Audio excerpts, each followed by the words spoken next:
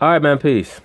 So as I reported on last week, right now the NFL is trying to build a case against Roger Goodell. Well, let me specify certain specific owners that make up the overall mass of ownership in the NFL is trying to build up a case against Roger Goodell because they feel as if he has not done a good enough job in anticipating issues that would affect the overall bottom line.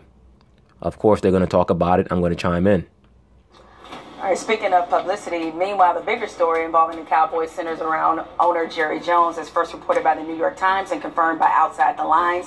Jones has threatened to sue the NFL if a contract extension for Commissioner Roger Goodell is approved by the league's compensation committee. Two sources told Outside the Lines that Jones has hired David Boies, who recently defended Harvey Weinstein against sexual assault allegations. So, Mike, it seems like Jerry is prepared to take this to court, where another one of his players is already dealing with. Is Roger Goodell, though, on his way out? Well, of course, Jerry's ready to take it to court because I believe that Jerry already anticipated that Ezekiel Elliott was going to lose in his hearing in the appellate court. So Jerry already has, phase two on standby, ready to go. Effectively, perhaps. Officially, I doubt it. Effectively, as in, if he succeeds, Jerry Jones, in gathering up enough support, then even if his contract is approved by 2/3 of the owners, how effective can he be if he doesn't have widespread support? When Mr. Rooney informed him and they announced that he was succeeding Paul Tagliabue and being named commissioner, it was 32-0, and they wanted it to be 32-0. They wanted to show unanimity behind him. So if he has certain owners that lack confidence in him, how can he effectively do his job?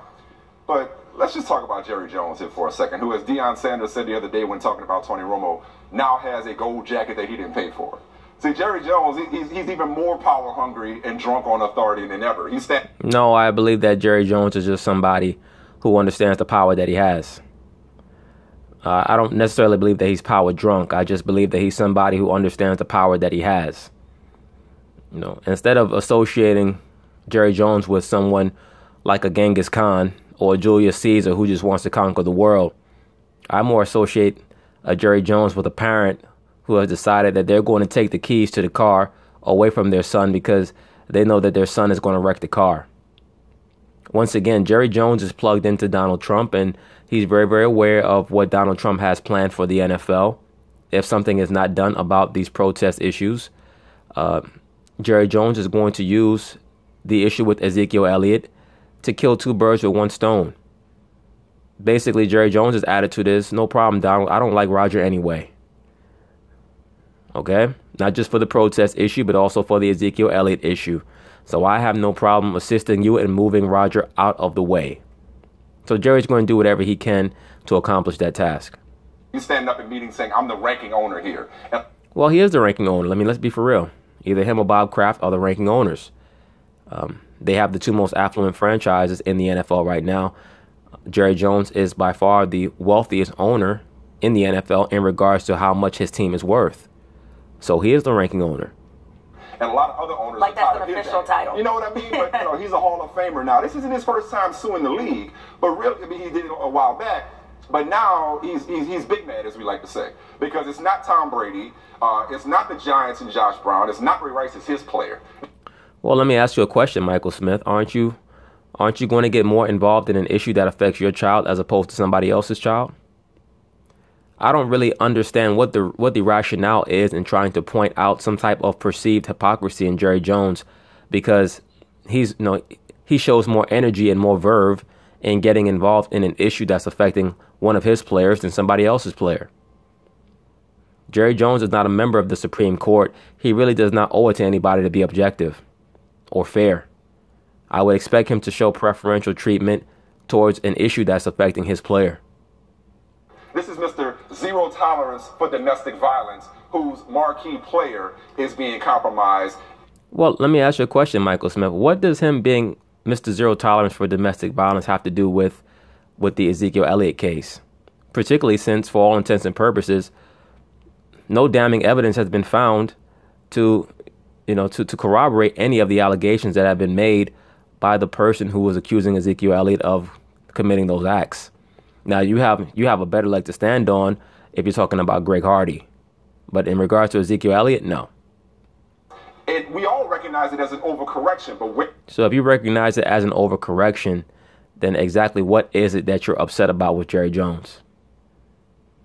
Are you upset that he has the power to actually try to do something? Where were you when it came to Roger Goodell's quote-unquote poor performance when it wasn't affecting your team directly? I just find it interesting. So let me get this straight. The player protest is a distraction, but one of your most high-profile owners of one of your most high-profile teams potentially suing the league to take and usurp authority from the commissioner. With 2021 and labor... Yes, actually it is all good, Jemele Hill, because once again, suing the NFL commissioner is not going to affect the bottom line. Fans are not going to stop coming to games because Jerry Jones is suing the NFL commissioner. Fans will stop coming to games and stop watching games because of NFL protests. Once again, brothers, these liberal females, what they do, they get on TV and they put on a pound of makeup, and they get to sit in chairs and they get to spew a lot of their beautician wisdom, their salon, their beauty salon advice. The same dumb shit that these broads say when they go to get their hair done, they're gossiping and murmuring. They try to do it on national TV and somebody's supposed to take them seriously. No rationale, no real depth to what they're saying at all. At the end of the day, the only thing that matters is the bottom line. Are you in the black or are you in the red? If what you're doing is causing me to lose money, then yes, it is a distraction. There is nothing distracting about Jerry Jones pursuing a lawsuit against the NFL and the NFL commissioner if he feels like the dereliction of duty that he believes Goodell has been, at the forefront of has cost him and his league in money and prestige. Period. Labor negotiations right around the corner. That's all good. Right. Of course, that's not damaging the league. Right. But I hear you, and that's what is so laughable about him taking such a harsh position, because it's so hypocritical when it's not you, that you sit there and you stand behind Roger Goodell and you cheer him on as he hands Tom Brady and Bob Kraft and that 4-game suspension. Why would that be hypocritical if he feels like that's what's going to give his team a competitive advantage on the field? Once again, Jerry Jones is not a member of a judicial legislature. It is not up to him to be fair and impartial in regards to decisions that are made by Roger Goodell. If that were the case, they would not need Roger Goodell if they acted as a parliament. That is Roger Goodell's job, to render judgment. So, of course, he's not going to sit back and say, oh, no, don't suspend Tom Brady. Let him play so that he can come and beat my team. No, of course, he's going to root for the hampering of other teams in regards to their ability to win games. Of course, he's going to get more upset at any type of levy against his team or penalty against his team or a player on his team. That's what's called competition. As Deflategate looks like complete nonsense. You don't say a word there, right, but now all of a sudden you want to rise up against Roger Goodell. And to me, the messiness of this situation is what all these parties deserve. And for that matter, for the twisted irony. You know what? Let me cut her off for a second, because I do agree with that. The messiness of this situation is what all these parties deserve. You know why? Because they actually paid attention to you dumbass feminazi women when that Ray Rice situation went down. And they allowed themselves to fold and buckle under the pressure of a lot of these feminazi movements, both on ESPN and in general, that made them say, we're not going to tolerate domestic violence anymore. As opposed to doing their due diligence and finding out the ins and outs of every jot and tittle of what occurred between that man and that woman. Exactly what happened that caused her to accuse that man of hitting her. How many marks does she, as opposed to what it is now, which is basically guilty until proven innocent. So they do deserve all of this confusion because they listen to you. Anytime a grown-ass man listens to a female on matters other than pertaining to family, they do deserve what happens to him. Because the woman, once again, is an agent of chaos. So Jemele Hill is correct. Jemele Hill is basically saying, you know what, you deserve to be in this confused environment because you listen to me. And I agree with her on that. I mean, there's probably harsher words I could probably think of. For you to hire David Boies, who was recently... Yes, that's definitely not wise. Why would you hire a lawyer who's associated with Harvey Weinstein? That's not the move to make. Fired by the New York Times because of this undercover, completely salacious, ridiculous operation that he was trying to execute. I think it means salacious. execute against victims of sexual assault, but you're Mr. No Tolerance, right? Well, and he also has history with him because he represented the league. Oh, I get it, but still, how bad of a look is this? 100%. You hired that guy he also at the center of was this the ad hoc seventh member allegations. of the competition committee, or compensation committee, excuse me. They just kicked him to the curb, so he's mad about that. But one last thing on the anthem demonstrations and that being an issue, and Roger Goodell not handling it the right way. The president, the vice president, Jerry Jones, and Bob McNair have done exponentially more to gaslight that issue than the players ever have. No, sir, I don't think so. And Papa John, all they're doing is stating facts, which is that you guys are hurting our bottom line.